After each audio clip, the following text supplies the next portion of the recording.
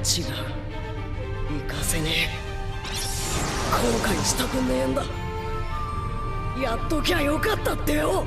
Naruto Storm 4 is a finale to the series that we've all been waiting for and the one that we definitely deserve. If you're already a fan of the series, then I don't need to tell you about the way that CyberConnect 2 makes these games. The battles are epic, the ultimate jutsu are over the top, and the story is cinematic. When I first started Storm 4, I went into the story mode and immediately found myself in an epic battle. The story mode is filled with boss battles that are much different from the giant boss battles we're used to in the past games. One of the new kinds of battles are the horde battles, where you fight against a horde of minions, whether it be a few dozen or a few thousand of them. Playing these battles was fun, and it reminded me of playing a Dynasty Warrior game, which was a nice change of pace. However, the controls in horde battles seem clunky, and the camera never seems to properly be placed. And one thing I can definitely say after playing through these battles is that the Storm games are best played without having to control a camera, which is why this wasn't as good as it could have been. The next kind of boss battle plays like a bullet hell game where you're shooting at your opponent and dodging all their attacks. Again, it was a nice change of pace, and it even caught me off guard when I first got into one. Outside of the battles, however, we see more of the same cinematic cutscenes that were added in Storm 3.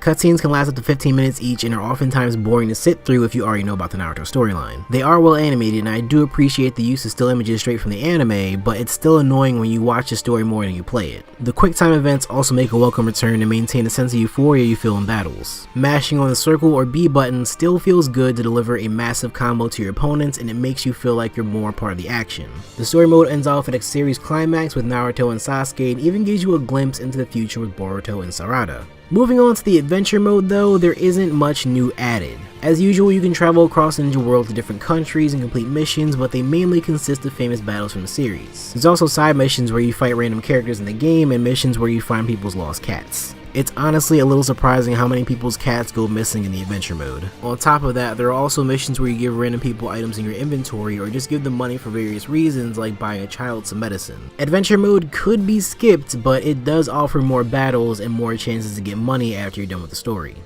Along with that, other modes like Survival and League make a return, and they're exactly what you would expect from them. Challenging battles you can participate in after you're done with the story. Speaking of challenging battles, online mode adds more for players to do with daily rewards and events that could add to the amount of ninja treasure that you obtain. And in fact, on the day after release of Storm 4 on console, it was Obito's birthday, so they allowed you to get double the ninja treasure just for playing online. And while I'm already on the subject, ninja treasure is a new form of currency that you get just by playing the game. It allows you to unlock new costumes, titles, and ninja info cards in the shop. Finally, for this review, I wanted to go over the new battle mechanics, but first let's talk a little bit about the dubbing and the graphics. Personally, I felt that the dub for this game was going to be okay when I first started off, but immediately I heard how bad it was after playing through 2 battles. Just defeat one at a time, that's all there is to it. I don't like fighting kids, even if we are at war. It doesn't feel right. The mouths don't match up on either the English or Japanese, but for most of the English voice acting, the voices sound devoid of emotion and they take a lot of emphasis off of the epic skill of battles. And believe me, listening to Naruto's raspy smoker vocals is not something you want when you get to the climax of the game.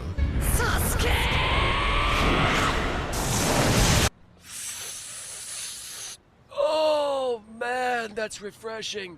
In terms of the graphics, there aren't any major additions, but they're as good as they can get for a Naruto game on PS4 and Xbox One, even though it's locked at 30 frames per second even on PC. And finally, we get to the gameplay and all of its additions. First is a new charged chakra dash that allows you to dash all the way to your opponent in exchange for a bit more chakra. This helps get rid of those awkward moments when you stop just in front of your opponent and are left wide open for an attack.